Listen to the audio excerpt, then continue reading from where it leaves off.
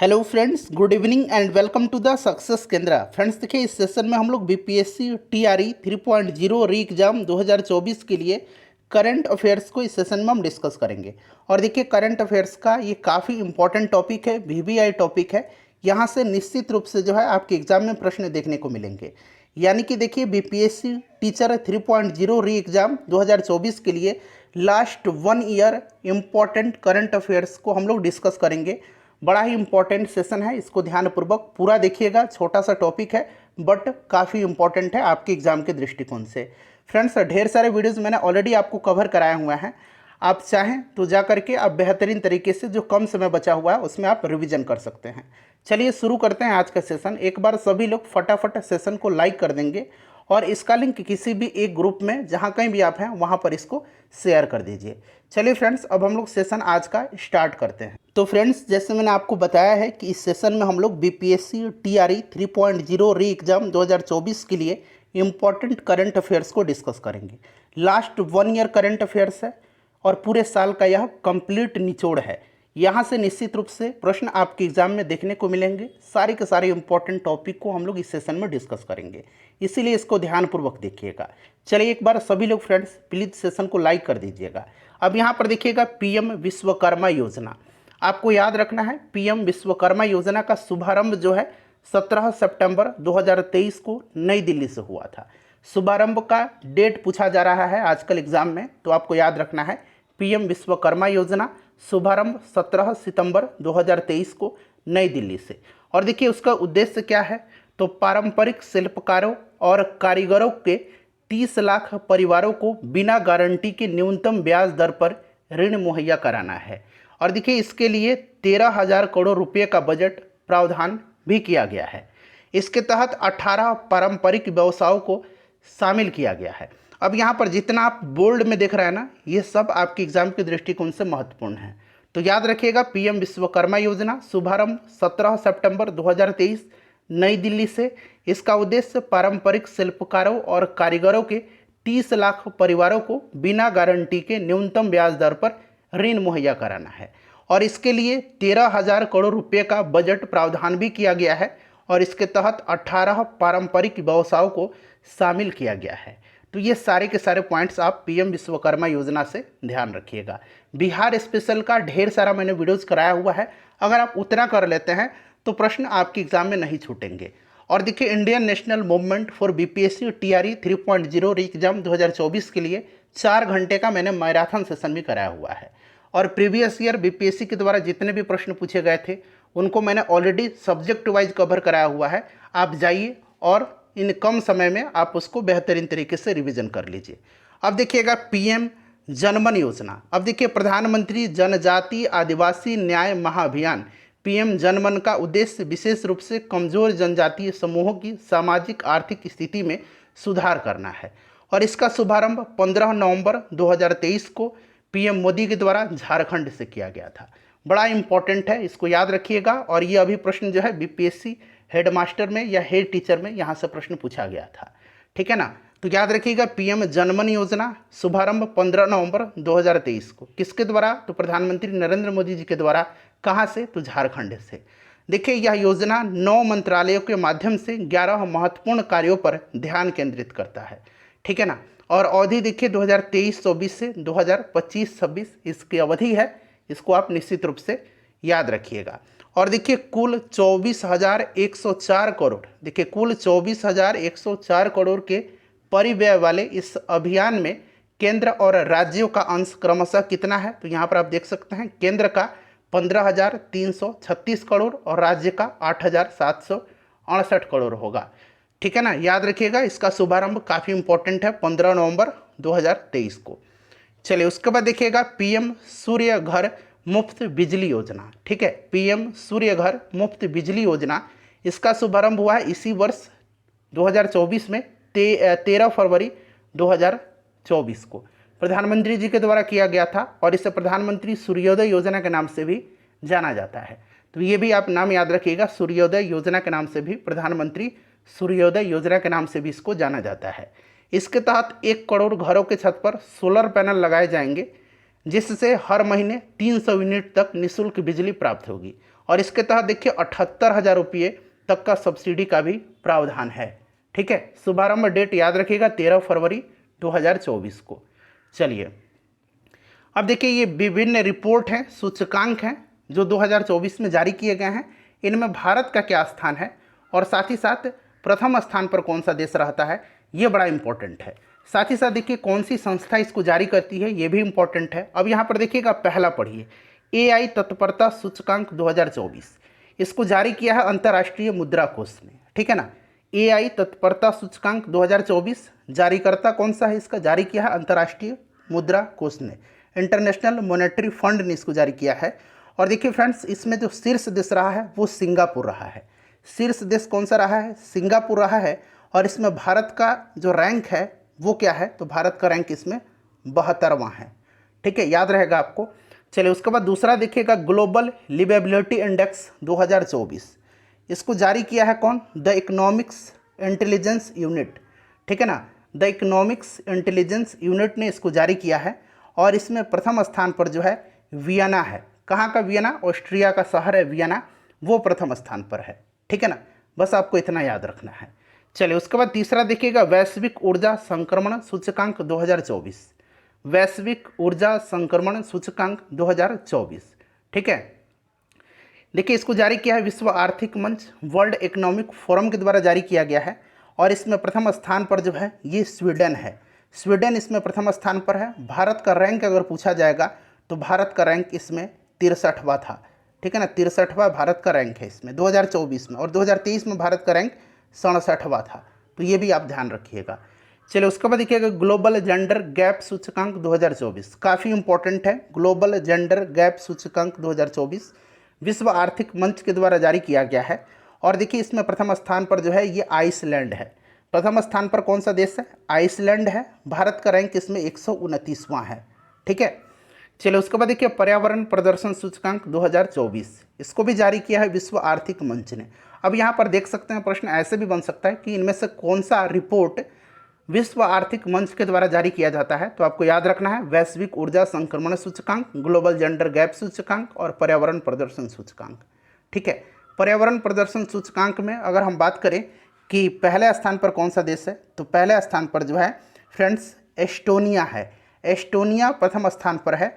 और इसमें भारत का रैंक जो है ये 176वां है। इतना अब आपको याद रहेगा। चलिए उसके बाद देखिएगा कि वैश्विक शांति सूचकांक 2024, वैश्विक शांति सूचकांक 2024 जारी किया है institute for economics and peace संस्था जो है इसने जारी किया है। इसमें प्रथम स्थान पर आइसलैंड है। ठीक है, इसमें भारत का रैंक 116वां है। एक बार आप इसको रिवीजन कर लीजिए, मैं इसको मिटा रहा हूँ। ठीक है ना, एक बार आप लोग देख लीजिए, इसको मैं मिटा रहा हूँ और स्क्रॉल करके हम लोग अब नीचे वाला जो पोर्शन है उसको ऊपर लाएंगे। ठीक है, वैश्विक शांति सूचकांक में भारत का स्थान कितना है, 116वां है। प्रथम स्थान पर आइसलैंड है। ठीक है, चलिए अब देखिए यहाँ पर है यात्रा और पर्यटन विकास सूचकांक 2024, विश्व आर्थिक मंच के द्वारा ये भी जारी किया गया है। पहले स्थान पर इसमें अमेरिका है और भारत का रैंक इसमें 39वां है। ठीक है, विश्व प्रेस स्वतंत्रता सूचकांक बड़ा इंपॉर्टेंट है। ये विश्व प्रेस स्वतंत्रता सूचकांक, इसको जारी करता संस्था जो है ये भी इंपॉर्टेंट है। रिपोर्टर्स विदाउट बॉर्डर्स जो है इसको जारी करता है। ठीक है, रिपोर्टर्स विदाउट बॉर्डर्स इसको जारी करता है। और देखिए फ्रेंड्स, प्रथम स्थान पर इसमें नॉर्वे है। भारत का स्थान इसमें कितना है, तो भारत का स्थान इसमें 159वां है, 159 है। चलिए उसके बाद देखिएगा, ये साइबर क्राइम इंडेक्स 2024 है, साइबर क्राइम इंडेक्स। ठीक है, और इसमें प्रथम स्थान पर रसिया है, भारत का स्थान इसमें 10वां है। बस इतना ही आप याद रखिएगा। इसमें global unicorn index 2024, global unicorn index 2024 ये हुरून के द्वारा जारी किया जाता है। ठीक है ना, और इसमें अगर हम बात करें ग्लोबल यूनिकॉर्न में, तो पहले स्थान पर अमेरिका है और भारत का रैंक इसमें तीसरा है। मानव विकास रिपोर्ट 2023-24 संयुक्त राष्ट्र विकास कार्यक्रम UNDP, United Nation development programme के द्वारा यह जारी किया जाता है। ठीक है, UNDP के द्वारा। और इसमें स्विट्जरलैंड पहले स्थान पर है, भारत का रैंक इसमें 134वां है। ठीक है, चलिए विश्व खुशहाली रिपोर्ट 2024, वर्ल्ड हैप्पीनेस इंडेक्स जो है, हैप्पीनेस रिपोर्ट सतत विकास समाधान नेटवर्क के द्वारा यह जारी किया जाता है। और इसमें फिनलैंड जो है पहले स्थान पर है, भारत का रैंक इसमें 126वां है। अब इतना एक बार आप देख लीजिए। ठीक है, चलिए, लैंगिक असमानता सूचकांक 2022 इसमें संयुक्त राष्ट्र विकास कार्यक्रम के द्वारा जारी किया गया है और इसमें फिनलैंड पहले स्थान पर है और भारत का रैंक इसमें 108वां है। ठीक है, चलिए अब मिटा रहा हूँ मैं। चलिए अब देखिएगा, अंतर्राष्ट्रीय बौद्धिक संपदा सूचकांक 2024 जारी किया है ग्लोबल इनोवेशन पॉलिसी सेंटर। ठीक है ना, यूएसए का एक संस्था है ये, और इसमें अमेरिका पहले स्थान पर है, भारत का स्थान इसमें 42वां है। ठीक है, भ्रष्टाचार धारणा सूचकांक 2023, ठीक है, भ्रष्टाचार धारणा सूचकांक ट्रांसपेरेंसी इंटरनेशनल के द्वारा जारी किया गया है। डेनमार्क पहले नंबर पर है और भारत का रैंक इसमें जो है 93वां है। चलिए उसके बाद देखिए, ग्लोबल फायर पावर रैंकिंग 2024, ये इंपॉर्टेंट है, ग्लोबल फायर पावर रैंकिंग। ठीक है, ग्लोबल फायर पावर के द्वारा ही जारी किया गया है। अमेरिका पहले स्थान पर है और भारत चौथा नंबर पर है। हैनले पासपोर्ट इंडेक्स 2024 की बात करते हैं तो फ्रेंड्स देखिए, इसमें जो है ये आपका हैनले एंड पार्टनर्स के द्वारा जारी किया जाता है। फ्रांस इसमें पहले नंबर पर है और भारत का स्थान इसमें 80वां है। उसके बाद देखिए, जलवायु परिवर्तन प्रदर्शन सूचकांक 2024 जर्मन वॉच एवं क्लाइमेट एक्शन नेटवर्क के द्वारा यह जारी किया जाता है और इसमें देखिए डेनमार्क चौथा स्थान प्राप्त हुआ है। चूँकि किसी भी देश को पहला स्थान प्राप्त नहीं हुआ है तो चौथे स्थान पर डेनमार्क है और भारत का स्थान इसमें कितना है, 7वां है। भारत का स्थान 7th है, 7वां है। तो ये इतना 2024 वाला इंडेक्स है, मैंने आपको करा दिया। प्रश्न अगर बनेगा तो यहीं से बनेगा। चलिए उसके बाद देखिए, अब यहाँ पर देखिए कुछ ऑपरेशन चलाए गए हैं जो मैं आपको बताता हूँ। देखिए, ऑपरेशन बाम्बी बकेट, ठीक है ना, ऑपरेशन बाम्बी बकेट आपको स्टार्ट में थोड़ा सा जूम करता हूँ, देख लीजिए, ऑपरेशन बाम्बी बकेट। अब देखिएगा, ये जो ऑपरेशन बाम्बी बकेट है ये वायुसेना के द्वारा नैनीताल के जंगल में जो आग लगी थी उसी आग को बुझाने के लिए चलाया गया था, ऑपरेशन बाम्बी बकेट। अच्छा, ऑपरेशन मर्यादा उत्तराखंड पुलिस के द्वारा केदारनाथ यात्रा के संचालन के लिए चलाया गया। ठीक है, ऑपरेशन मर्यादा। ऑपरेशन शील्ड देखिए, ऑपरेशन शील्ड इजरायल ने ईरानी हमले को रोकने के बाद अपने डिफेंस ऑपरेशन का इसने नाम दिया है। ठीक है, उसके बाद देखिए, ऑपरेशन संकल्प भारतीय नौसेना ने इसके तहत ईरानी जहाज अल कंबर और 23 पाकिस्तानी नागरिकों को जो है समुद्री लुटेरों से बचाने के लिए चलाया था। ठीक है, याद रखिएगा, ऑपरेशन संकल्प। उसके बाद देखिए, ऑपरेशन इंद्रावती है, जो हैती कंट्री है हैती, वहाँ पर फंसे भारतीयों को निकालने के लिए यह ऑपरेशन इंद्रावती चलाया गया। तो ऑपरेशन संकल्प भी इम्पोर्टेंट है क्योंकि भारतीय नौसेना के तहत जो है नौसेना ने इसके तहत जो ईरानी जहाज अल कंबर था और 23 पाकिस्तानी नागरिक थे उनको समुद्री लुटेरों से बचाया था। ऑपरेशन इंद्रावती हैती में फंसे भारतीयों को निकालने के लिए। ऑपरेशन कामधेनु जम्मू कश्मीर पुलिस द्वारा मवेशी तस्करी पर नकेल कसने के लिए चलाया गया था। ऑपरेशन नन्हे फरिश्ते, इसके तहत रेलवे सुरक्षा बल ने 549 से अधिक बच्चों को उनके परिवार से मिलाया था। उसके बाद देखिए, अल अक्सा फ्लड, ये नाम से ही पता चलता है कि ये हमास ने इजरायल के खिलाफ अपने ऑपरेशन को नाम दिया था। ऑपरेशन अमृत है, केरल सरकार के द्वारा एंटीबायोटिक दवाओं के उपयोग को कम करने के लिए ऑपरेशन अमृत चलाया गया था। ऑपरेशन अजय इंपॉर्टेंट है क्योंकि भारत सरकार द्वारा इजरायल हमास युद्ध के दौरान इजरायल से भारतीयों को वापस लाने के लिए चलाया था ऑपरेशन अजय। ठीक है, ऑपरेशन चक्र 2, इसके तहत सीबीआई के द्वारा साइबर अपराध माफिया को खत्म करने के लिए विभिन्न स्थानों पर छापेमारी के तहत चलाया गया था। ऑपरेशन चक्र बड़ा इंपॉर्टेंट है। ठीक है, ऑपरेशन आयरन स्वार्ड्स, ये इजरायल ने हमास के खिलाफ जारी लड़ाई का कोड नाम दिया था, ऑपरेशन स्वार्ड। ठीक है, ऑपरेशन आयरन स्वार्ड्स। ऑपरेशन सजग, भारतीय तटरक्षक बल के द्वारा तटीय सुरक्षा को बढ़ाने वाले सभी हितकारकों को शामिल करने के लिए। ठीक है, उसके बाद देखिए, ऑपरेशन त्रिनेत्र 2, सुरक्षा बलों, सेना और पुलिस ने जम्मू कश्मीर के पुंछ में छिपे आतंकवादियों को ढेर करने के लिए ऑपरेशन त्रिनेत्र 2 चलाया था। ऑपरेशन करुणा देखिए, भारत सरकार के द्वारा जो भारतीय नौसेना है, जो चक्रवात मोचा आया था, मोचा, ठीक है ना, उससे प्रभावित जो म्यांमार में आपके सहायता थे उसके लिए चलाया गया था। ऑपरेशन ध्वस्त, राष्ट्रीय जांच एजेंसी के द्वारा संगठित अपराध और आतंकवाद को समाप्त करने के लिए चलाया गया था। ऑपरेशन कावेरी, भारत सरकार के द्वारा युद्धग्रस्त सूडान में फंसे भारतीयों को वापस लाने के लिए चलाया गया था। ऑपरेशन मर्यादा चलाया गया था उत्तराखंड पुलिस के द्वारा राज्य में जो तीर्थ स्थल हैं और जो पर्यटक स्थल हैं वहाँ पर स्वच्छता बनाए रखने के उद्देश्य से। और ऑपरेशन सद्भावना देखिए, भारतीय सेना के द्वारा जम्मू कश्मीर में ग्रामीण क्षेत्रों और एलओसी के पास जो क्षेत्र हैं वहाँ पर लोगों की मदद करने के लिए। अब यहाँ पर मैं आपको बता देता हूँ इसमें से इम्पोर्टेंट कौन सा है। तो देखिए, इसमें से इम्पोर्टेंट आपका हो जाएगा ऑपरेशन इंद्रावती, ऑपरेशन संकल्प, उसके बाद देखिएगा ऑपरेशन यहाँ पर देखिए अजय, ठीक है। उसके बाद देखिए यहाँ पर ऑपरेशन करुणा, और उसके बाद देखिए ऑपरेशन कावेरी। ये काफ़ी इंपॉर्टेंट है, तो इनको आप जरूर याद रखिएगा। चलिए, आप चाहें तो एक से एक बार देख लीजिए, एक बार और इस वीडियो को देख लीजिएगा, फायदा होगा आपको। चलिए, उसके बाद बात करते हैं हम लोकसभा चुनाव के बारे में। यहाँ से तो प्रश्न बनेगा ही आपके एग्जाम में। देखिए, लोकसभा चुनाव 2024 भारतीय निर्वाचन आयोग के द्वारा 16 मार्च 2024 की घोषणा के बाद 18वीं लोकसभा के गठन के लिए लोकसभा चुनाव 24 देश भर में 19 अप्रैल से 1 जून 2024 के बीच में 44 दिन और 7 चरण में आयोजित किया गया था। ये सारे के सारे पॉइंट यहाँ से इंपॉर्टेंट है। कौन सी लोकसभा है? 18वीं लोकसभा है। कब से ये स्टार्ट हुआ था? 19 अप्रैल से 1 जून 2024 के बीच में। कितने चरण में हुआ है? तो 7 चरण में। चुनाव का रिजल्ट कब घोषित किया गया था? तो 4 जून 2024 को इसका रिजल्ट घोषित किया गया था, जिसमें भारतीय जनता पार्टी को 240 सीटों पर जीत हासिल हुई और भाजपा के नेतृत्व वाली जो एनडीए जो गठबंधन था, नेशनल डेमोक्रेटिक अलायंस, उसको जो है 293 सीटें मिली थी, जबकि कांग्रेस पार्टी को 99 सीटें मिली थी और जो इंडिया गठबंधन है, ठीक है ना, उसको 234 सीटें मिली थी। और 10 जो है इसमें अन्य दल के हैं और 7 निर्दलीय हैं। याद रहेगा इतना पॉइंट। अब कुछ पॉइंट है परीक्षा उपयोगी तथ्य यहाँ पर लोकसभा चुनाव से संबंधित, कि लोकसभा चुनाव 2024 का कौन सा क्रम है? तो मैंने बताया था 18वां, ठीक है, 18वां लोकसभा है। चुनाव आयोजित कराए गए कितने चरण में? 7 चरण में। चुनाव आयोग का टैगलाइन क्या था? तो चुनाव का पर्व देश का गर्व, ठीक है, चुनाव का पर्व देश का गर्व। चुनाव आयोग का राष्ट्रीय आइकन कौन था? तो सचिन तेंदुलकर थे। चुनाव आयोग का युवा आइकन अगर पूछेगा तो आयुष्मान खुराना थे। अगर राष्ट्रीय आइकन पूछेगा तो सचिन तेंदुलकर, युवा आइकन पूछेगा तो आयुष्मान खुराना। चुनाव आयोग का दिव्यांग आइकन अगर पूछेगा तो शीतल देवी थी। वर्तमान में लोकसभा की सीटों की संख्या 545 है। चुनाव कितने सीटों के लिए हुआ था? तो 543 सीट के लिए, 524 राज्य के लिए और 19 यूनियन टेरिटरी के लिए। पूर्ण बहुमत के लिए सीटों की संख्या कितनी थी? 272।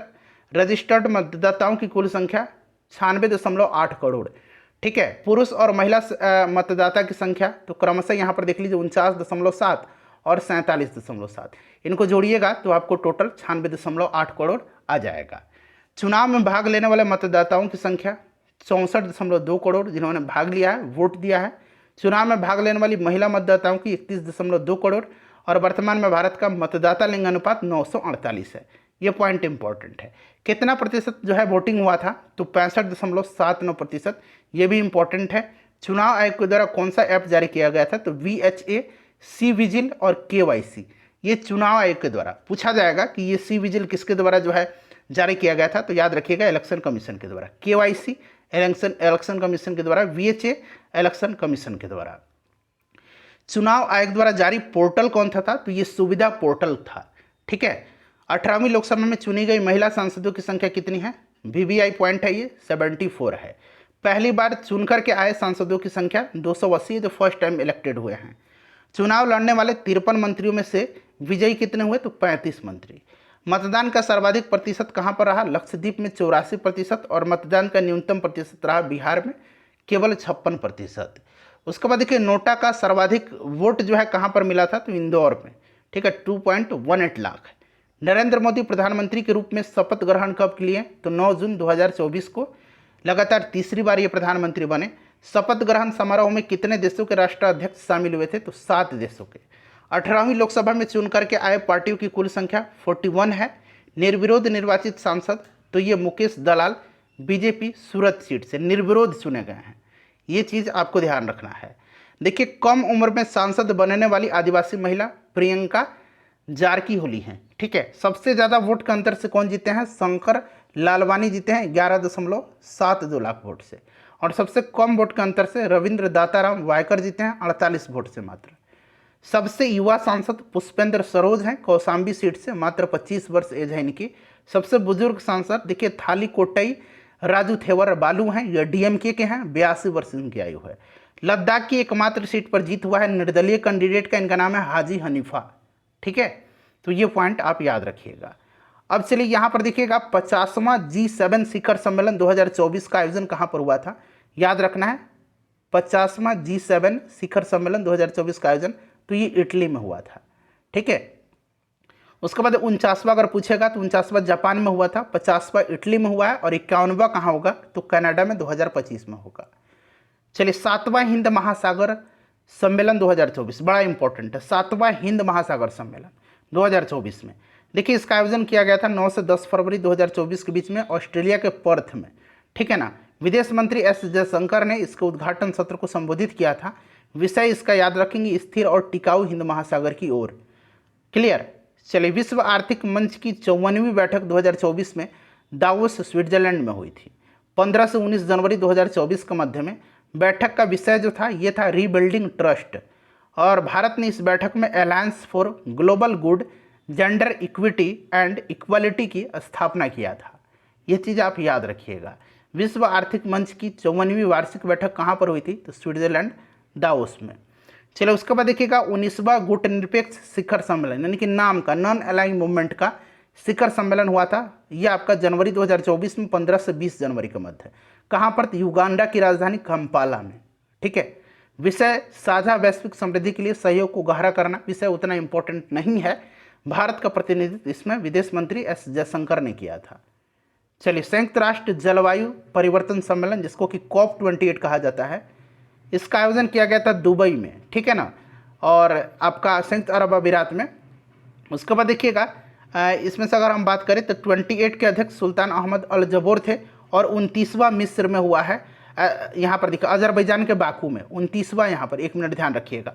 आपका 28वां कहाँ हो गया? दुबई में। 27वां पूछेगा तो मिस्र में, ठीक है, और 29वां पूछेगा तो अजरबैजान के बाकू में हुआ, ठीक है। क्रम याद रखिएगा। चलिए उसके बाद देखिएगा कि भारत सरकार ने 5 प्रतिष्ठित हस्ती, ये 5 प्रतिष्ठित हस्ती हैं, इनको भारत रत्न देने का ऐलान किया था। देखिए कौन कौन से हैं? तो बिहार के पूर्व मुख्यमंत्री कर्पूरी ठाकुर जी हैं, लाल कृष्ण आडवाणी हैं, MS स्वामीनाथन हैं, ठीक है ना, भारत में हरित क्रांति के जनक हैं। PV नरसिंहा राव, ये प्रधानमंत्री भी हैं, और चौधरी चरण सिंह हैं। तो ये नाम याद रखिएगा। भारत का यह सर्वोच्च सम्मान है भारत रत्न, 5 हस्तियों को दिया गया है, कर्पूरी ठाकुर, लाल कृष्ण आडवाणी, MS स्वामीनाथन, PV नरसिम्हा राव और चौधरी चरण सिंह। अब देखिए भारत रत्न पाने वाली की संख्या टोटल कितनी हो गई है? तो 53 हो गई है। ये इंपॉर्टेंट है 53। अब चलिए यहाँ पर कुछ संयुक्त सैन्य अभ्यास हैं, आप याद रखिएगा। देश बड़ा इंपॉर्टेंट है कि ये कौन सा अभ्यास है। तो यहाँ पर देखिए ये होपेक्स जो है, होपेक्स 2024, ये भारत और मिस्र के बीच में है। और कहाँ पर आयोजित हुआ था? तो यहाँ पर आप देख सकते हैं ये मिस्र में आयोजित हुआ था, और ये वायुसेना का अभ्यास है। चलिए पहला फ्रीडम एज एक्सरसाइज 2024 दक्षिण कोरिया और अमेरिका जापान का है, 3 देश हैं, ठीक है। 8वां जीमेक्स 2024, तो जीमेक्स जो है ये आपका भारत और जापान के मध्य है, और जापान के योकोसुका में ये जीमेक्स हुआ था, जापान में हुआ था। चलिए उसके बाद देखिएगा कि रेड फ्लैग एक्सरसाइज, ये बहुराष्ट्रीय अभ्यास है, ठीक है। उसके बाद देखिए 7वां तरकस एक्सरसाइज, ये भारत और अमेरिका के बीच है। शक्ति एक्सरसाइज, ये भारत फ्रांस के बीच है। अभ्यास पूर्वी लहर 2024 भारतीय नौसेना का है। दोस्ती 16 अभ्यास भारत, मालदीव और श्रीलंका के मध्य है। गगन शक्ति जो है, गगन शक्ति ये भारत और वायुसेना के बीच, भारतीय वायुसेना का है। दस्तलिक जो है भारत उज्बेकिस्तान का है। उसके बाद देखिएगा IMT ट्राइलेट 2024, ट्राइलेट मतलब देखिए भारत, मोजाम्बिक और तांजानिया है इसमें। टाइगर ट्रम्प है, ये भारत अमेरिका का। अभ्यास लिमिटिए है, ये भारत और सेशल्स के बीच का। सी डिफेंसर्स 2024 भारत और अमेरिका के मध्य है। समुद्र लक्ष्मण 2024 भारत मलेशिया के मध्य है। इंपॉर्टेंट है, ठीक है ना, याद रखिएगा समुद्र लक्ष्मण। 5वां धर्म गार्जियन, तो भारत और जापान के मध्य है। शांति प्रयास बहुराष्ट्रीय है। सदा तंसिक अभ्यास भारत सऊदी अरब के बीच में है। डेजर्ट साइक्लोन भारत UAE के बीच में है। अभ्यास अयुत्या, देखिए अयुत्या ये आपका भारत थाईलैंड के बीच में है। मिलन बहुराष्ट्रीय सैनिक अभ्यास है। खंजर भारत किर्गिस्तान के बीच का है। और साइक्लोन जो है यहाँ पर देखेंगे ये डेजर्ट साइक्लोन है, ये भारत UAE है। और यहाँ पर सिर्फ साइक्लोन है, ये भारत मिस्र का है, ठीक है। अब यहाँ पर मैं आपका बता देता हूँ कि कहाँ पर हुआ था। तो होपेक्स मैंने आपको बता दिया है, मिस्र में हुआ था। और पहला फ्रीडम एज एक्सरसाइज दक्षिण कोरिया के जेजू द्वीप पर हुआ था। उसके बाद देखिए जीमेक्स जो है ये आपका जापान में योकोसुका में हुआ था। उसके बाद देखिए रेड फ्लैग है, ये बहुराष्ट्रीय अलास्का अमेरिका में। 7वां तरकस एक्सरसाइज भारत अमेरिका का है, कोलकाता में। उसके बाद देखिएगा शक्ति एक्सरसाइज 2024, ये आपका भारत फ्रांस का है, मेघालय के उमरोई में हुआ था। उसके बाद देखिए भारतीय नौसेना का ये पूर्वी लहर है, पूर्वी तट पर हुआ था। दोस्ती 16, ये भारत मालदीव और श्रीलंका के बीच का जो है यह अभ्यास है नौसेना का। उसके बाद देखिएगा कि गगन शक्ति है, ये वायुसेना का पोखरण राजस्थान में हुआ था। दस्तलिक भारत उज्बेकिस्तान का है, ये आपका उज्बेकिस्तान में हुआ था, ठीक है ना। यहाँ पर देख सकते हैं टर्मेज जिला उज्बेकिस्तान। तो ये सब आप याद रख सकते हैं। सबसे इंपॉर्टेंट है कि कौन सा एक्सरसाइज किस देश के बीच में होता है, ठीक है, ये इंपॉर्टेंट है। देखिए समुद्र लक्ष्मण जो है ये भारत मलेशिया का था, विशाखापट्टनम में हुआ है, ठीक है। सी डिफेंसर्स भारत अमेरिका का है, पोर्ट ब्लेयर में हुआ है। उसके बाद देखिएगा अभ्यास जो लमितीय है ये भारत सेशल्स का सेशल्स में हुआ था। टाइगर ट्रम्प भारत अमेरिका का, भारत के पूर्वी समुद्री तट पर हुआ था, ठीक है। और IMT जो आपका IMT नाम से ही आप पकड़ सकते हैं, इंडिया मोजाम्बिक तंजानिया ट्राइलेट, ये आपका जंजीबार तंजानिया में हुआ था, ठीक है। चलिए उसके बाद देखिएगा ये जो साइक्लोन है डेजर्ट साइक्लोन, ये राजस्थान में हुआ था, और ये जो साइक्लोन है ये आपका मिस्र के अंशास में हुआ था। तो इस तरह से आप याद रख सकते हैं, ठीक है। चलिए अब पद्म पुरस्कार की बात करते हैं। तो यहाँ पर सबसे इंपॉर्टेंट है कि टोटल 132 व्यक्तियों को पद्म पुरस्कार दिया गया है। इसमें से 5 जो है पद्म विभूषण है, 17 पद्म भूषण है और 110 पद्मश्री एक्सरसाइज है। उसके बाद देखिएगा कि पद्म विभूषण 5 व्यक्तियों को दिया गया। जैसे मैंने बताया है इन 5 व्यक्तियों का नाम याद रखना है, और जो बिहार से रिलेटेड है ना उनका नाम तो और ही ज़्यादा इंपॉर्टेंट है। तो सबसे पहले आप याद रखिएगा 5 लोगों को दिया गया, ये 5 नाम आपको याद होना चाहिए क्योंकि पद्म विभूषण से प्रश्न बन। तो देखिए बैजयंती माला बाली कला के क्षेत्र में इनको दिया गया है, ये तमिलनाडु से बिलोंग करती हैं, ठीक है। उसके बाद देखिएगा चिरंजीवी को, कोनिडेला चिरंजीवी, ये कला के क्षेत्र में आंध्र प्रदेश से। M वेंकैया नायडू, ठीक है ना, ये आपके उपराष्ट्रपति रह चुके हैं। सार्वजनिक मामले आंध्र प्रदेश से हैं। बिंदेश्वर पाठक, ये इंपॉर्टेंट है, बिंदेश्वर पाठक का नाम मरणोपरांत इनको दिया गया है सामाजिक कार्य के लिए, बिहार से ये बिलोंग करते हैं। उसके बाद देखिए पद्मा सुब्रमण्यम कला के क्षेत्र में, इनको तमिलनाडु से। तो देखिए तमिलनाडु के 2 लोग को दिया गया है, आंध्र प्रदेश के 2 लोगों को, और एक जो है बिहार से है, इनका नाम आपको याद रखना है।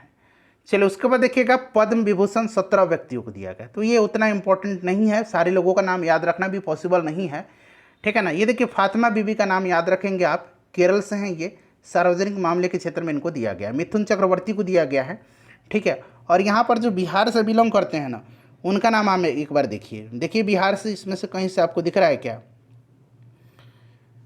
हाँ, यहाँ से देखिएगा चंदेश्वर प्रसाद ठाकुर, इनको मेडिसिन के क्षेत्र में, ये बिहार से बिलोंग करते हैं, ठीक है। नाम इनका याद रखिएगा। चलिए उसके बाद देखिए उषा उथुप को कला के क्षेत्र में पश्चिम बंगाल में, बंगाल से ही बिलोंग करती हैं, तो ये चीज़ आप याद रखिएगा।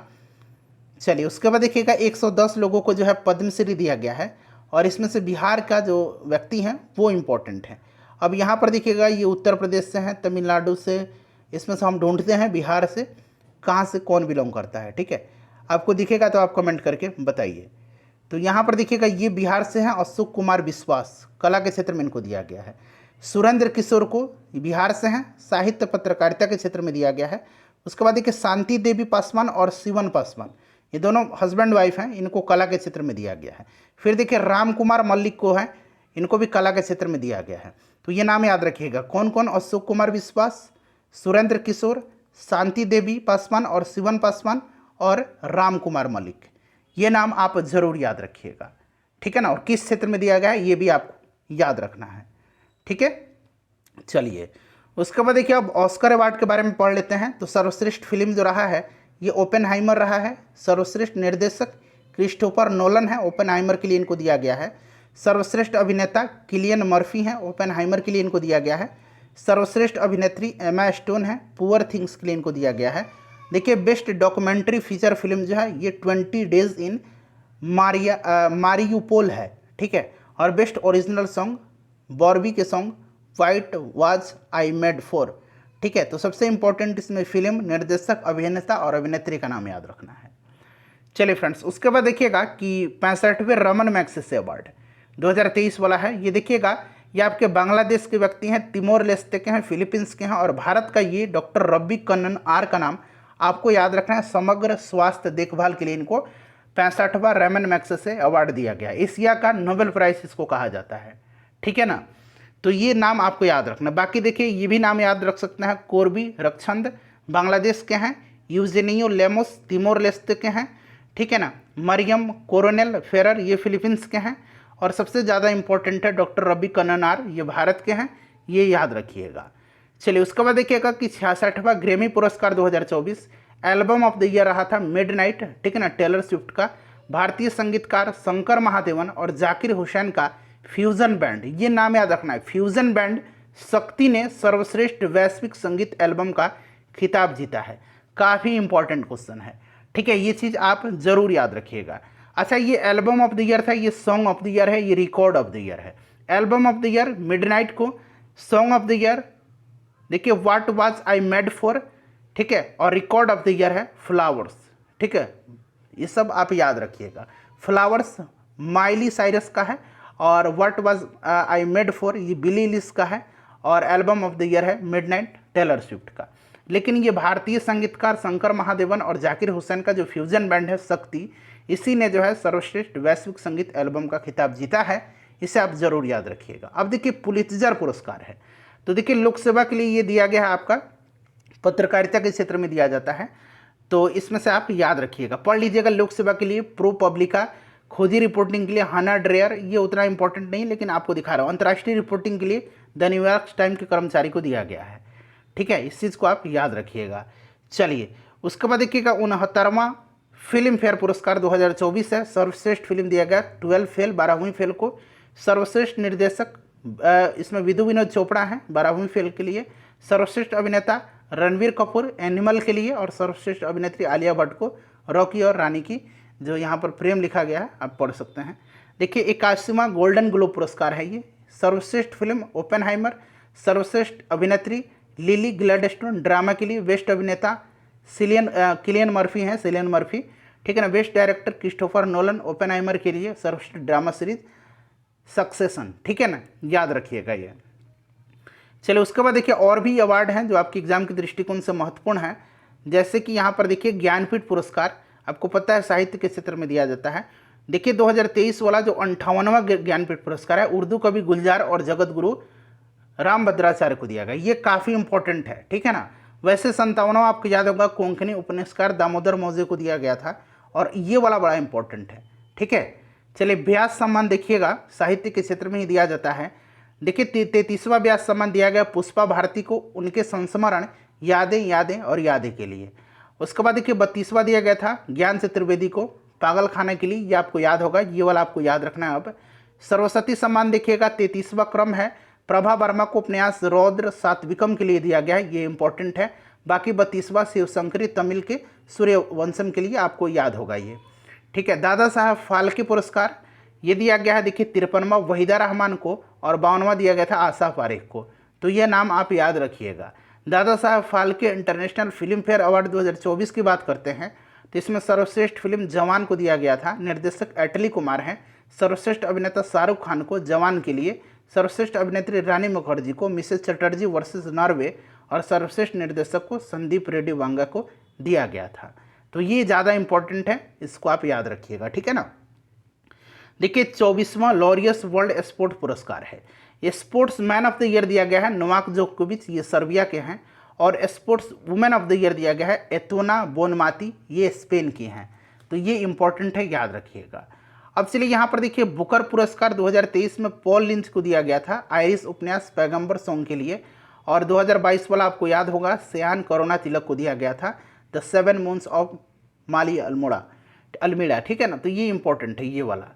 अंतर्राष्ट्रीय बुकर पुरस्कार ये बड़ा इंपॉर्टेंट है 2024 वाला, याद रखिएगा जेनी एपरनबैक एवं माइकल हॉफमैन को इनकी पुस्तक कैरोस के लिए दिया गया था, ठीक है ना, बड़ा इंपॉर्टेंट है, ये नाम याद रखिएगा। बाकी तो जॉर्जी गोस्मनी देव आपको याद होगा 2023 वाला बुल्गारिया के हैं, टाइम शेल्टर के लिए इनको दिया गया था, और इनकी कैरोस के लिए दिया गया है जेनी एरपेनबैक और माइकल हॉफमैन को। चलिए उसके बाद देखिएगा सुभाष चंद्र बोस आपदा प्रबंधन पुरस्कार 2024, देखिए संस्थागत श्रेणी में 60 parachute field hospital Uttar Pradesh को दिया गया, और व्यक्तिगत श्रेणी में नहीं दिया गया है, तो आपको ये संस्थागत श्रेणी वाला नाम याद रखना है, सुभाष चंद्र बोस आपदा प्रबंधन पुरस्कार, ठीक है। चलिए आप देखिएगा ये पुस्तक और कुछ लेखक हैं, जैसे कि एड फाइंड्स, पता नहीं हिंदी में थोड़ा डिफिकल्ट हो रहा है, एड फाइंड्स ए होम, ठीक है ना, एड फाइंड्स ए होम, ये आलिया भट्ट का है। उसके बाद देखिएगा थोड़ा सा जूम करता हूँ मैं, देखिए a fly on the RBI all wall है, ये आपका अल्पना किला वाला का है, आलिया भट्ट वाला याद रखिएगा। I have the streets a Kutti cricket story, ये रविचंद्रन अश्विन का, ये भी इंपॉर्टेंट है, ठीक है। उसके बाद देखिएगा सोर्स कोड माई बिगिनिंग्स, ये बिल गेट्स का है, ये भी इंपॉर्टेंट है। उसके बाद देखिएगा hold on to your dreams, ये आपका रस्किन बॉन्ड का है, ये भी इंपॉर्टेंट है, hold on to your dreams, ठीक है। उसके बाद देखिएगा India's foreign policy Kallol Bhattacharya का है। द विनर्स माइंडसेट, ये सेन वाटसन का है, वेरी इंपॉर्टेंट है द विनर्स माइंडसेट, ठीक है। उसके बाद चलिएगा देखिए इंडियाज न्यूक्लियर टाइम्स, ये सौम्या अवस्थी और श्रवणा बरुआ का है। उसके बाद देखिए हेवनली आइलैंड ऑफ गोवा, ये पीएस श्रीधरन पिल्लई का है। उसके बाद देखिए the idea of democracy Sam Pitroda का है। जस्ट ए मर्सिनरी, ये आरबीआई के पूर्व गवर्नर हैं डी सुब्बाराव, इनका है। फॉर्म देखिए from a car shed to the corner, ये एस रमन का है। उसके बाद देखिएगा कि द कॉन्स्पिरेसी, ये गोतबया राजपक्षी श्रीलंका के हैं, उनका है। उसके बाद देखिए सेल्विंग द सन, ये लक्ष्मी मुर्देश्वर का है। बेसिक स्ट्रक्चर एंड रिपब्लिक, ये पीएस श्रीधरन पिल्लई का है। उसके बाद देखिएगा कि स्कल्प्टेड स्टोन मिस्ट्रीज ऑफ, देखिए मामलापुरम का है, ये अश्विन प्रभु का है। ये वाला याद जरा रखिएगा आप। देखिए यहाँ पर मैं आपको पहले दिखा देता हूँ, ये रघुराम राजन का और रोहित लांबा का है। ब्रेकिंग द मोल्ड, री इमेजिनिंग इंडियाज इकोनॉमिक फ्यूचर, याद रखिएगा। एमजे अकबर का भी पुस्तक पूछा जाता है, गांधी ए लाइफ इन 3 कैंपेन्स, ये दोनों इंपॉर्टेंट है। सांस्कृतिक आयाम मनोरम मिश्रा का है। उसके बाद देखिए 4 stars of destiny Manoj Mukund Naravane का है। भारत के ग्राफिक डिजाइन के लिए प्रेरणा है जया जेटली का है। उसके बाद देखिएगा an uncommon love the early life of Sudha and Narayana Murthy, ये चित्रा बनर्जी का है। एक समुंदर मेरे अंदर संजीव जोशी का है। उसके बाद देखिए स्वपिन कुडू, ये पी विक्रम का है, ठीक है ना। उसके बाद देखिए ये तो मैंने बता ही दिया आपका, अश्विन प्रभु का है। तो फ्रेंड्स ये इंपॉर्टेंट जो आपके टॉपिक्स थे जहाँ से प्रश्न बन सकते थे, मैंने आपको कवर करा दिया है। एक बार प्लीज़ सेशन पसंद आया है तो लाइक कर दीजिए और इसको शेयर कर दीजिए। कल मैं आपको जो आपका रक्षा, उसके बाद अंतरिक्ष, विज्ञान, इनसे संबंधित एक ही टॉपिक में कल मैं आपको वो करंट अफेयर करवा